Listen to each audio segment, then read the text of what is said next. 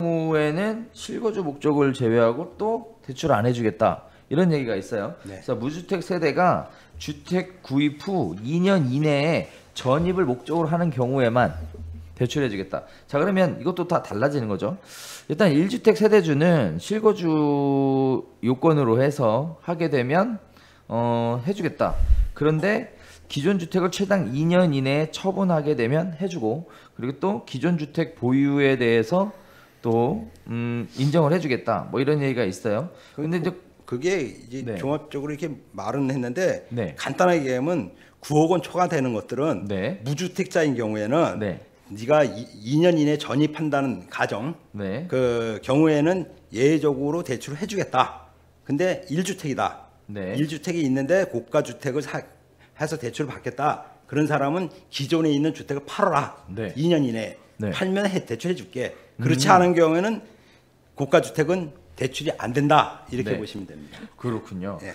자, 그럼 2년 내에 전입해야 되고 또 2년 이내에 처분해야 되고 두 가지 아니, 요건이 붙은 거죠? 아니 1주택 세대자는 2년 이내에 처분해야 되고 무주택자는 2년 이내에 전입 신고를 해가지고 실질적으로 거주를 하면은 대출을 해주겠다는 얘기예요. 아. 그렇지 않은 경우에는 대출 금지다 이거죠. 금지. 아, 그렇군요. 예, 예. 아, 그러면은 결국 고가 주택에 대한 규정은 또 따로 적용이 되는 거군요. 네. 자, 그러면 정리해 보면 그렇습니다. 일단은 주택을 가지고 있지 않았던 분들은 아니야, 잠깐 다시 정리할게요. 2주택 이상 보유하고 있는 분들은 일단 대출이 안 되는 된다. 거고, 예. 1주택을 갖고 있는 분들은 일단 실수요자인 경우에만 된다. 대출이 가능한 거예요.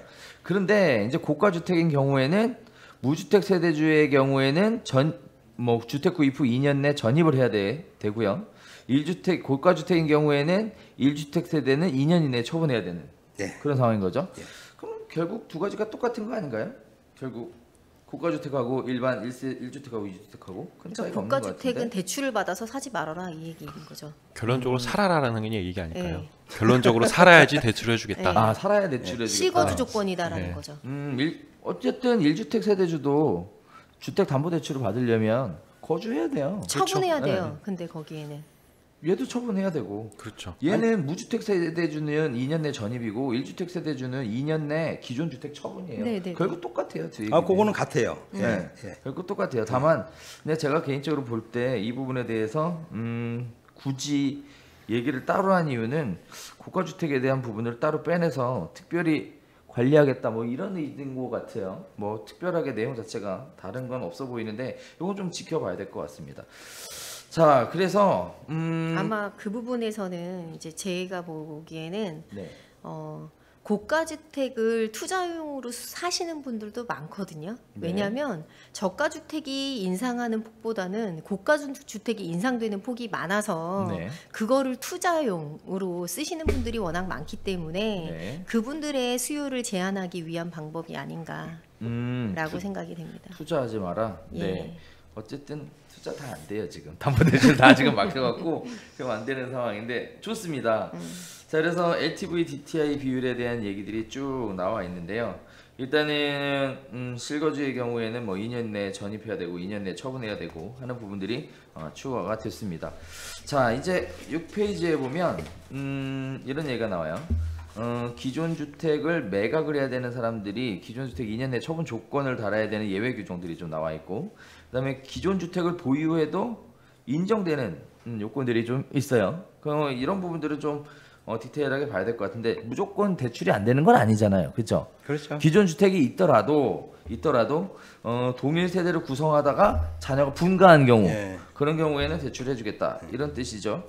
그 다음에 타 지역에 거주하는 60세 이상의 부모를 내가 거주하고 있는 그 인근 지역으로 예. 모시고 올 경우에도 해주겠다. 그리고 세대 분리나 분가 없이도 직장 근무 여건의 변화 때문에 어쩔 수 없이 주택을 구입해야 되는 경우에는 증명이 가능한 경우에 한해서 네. 네, 이런 경우에는 또 대출을 해주겠다.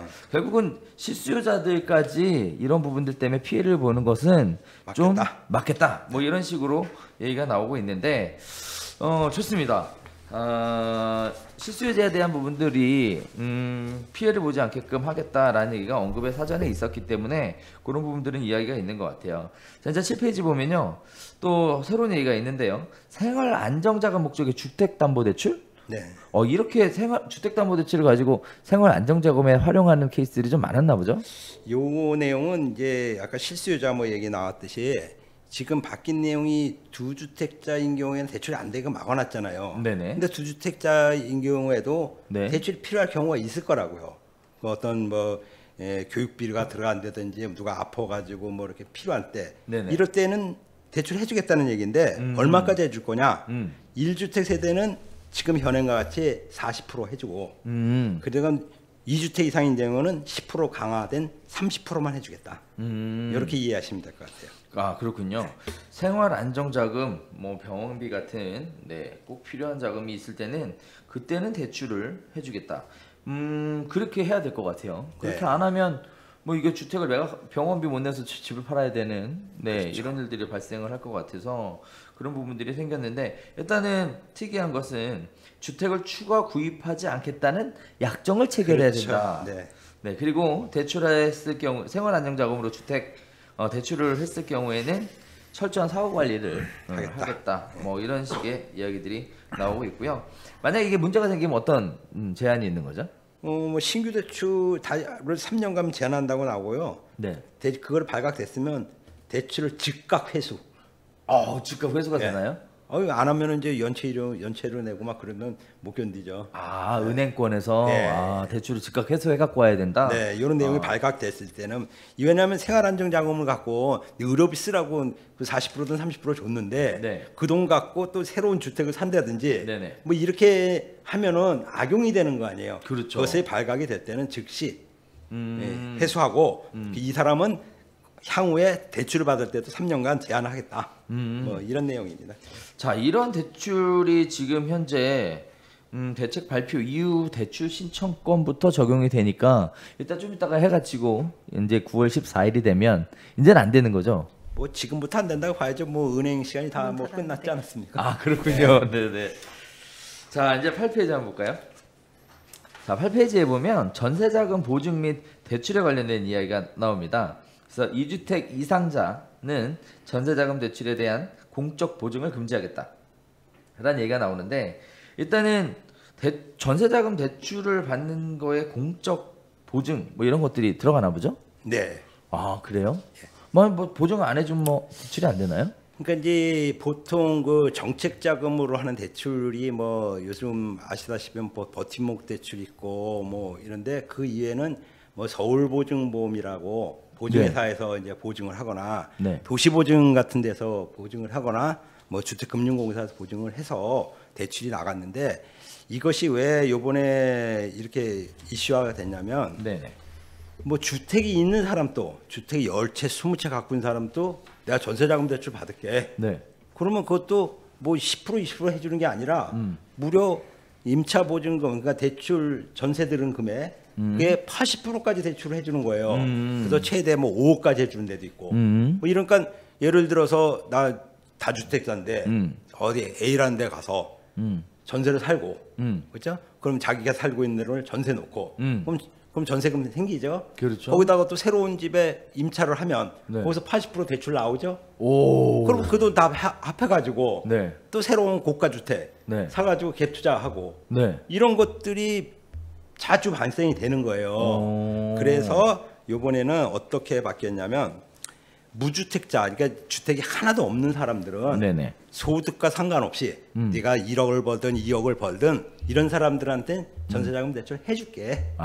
그러나 1주택자다. 주택이 하나밖에 없다. 근데 사실 내가 여기 주택이 하나 있지만 내가 뭐 애들은 학교 있고 내가 지방에 또 일할 갈 수도 있잖아요. 네, 그렇게 그렇죠. 부득이 이렇게 전세를 얻어야 될 경우도 있잖아요. 이런 경우에는 부부 합산해서 네. 소득이 1억 원 이하인 경우에만 해주겠다. 너 1억 원 넘으면 고소득자니까 지방에 전세 얻을 때 사글세를 얻든지 싼 데를 얻어라 이런 네. 개념이고요. 2주택 이상 이런 사람들은 지금 뭐 아까는 뭐 투기 지역, 투기 가해지구, 조정 지역 뭐 이렇게만 따졌는데 네. 조정 지역 이외에서도 네. 전세자금 대출을 못 받게 만들었어요. 그러니까 네.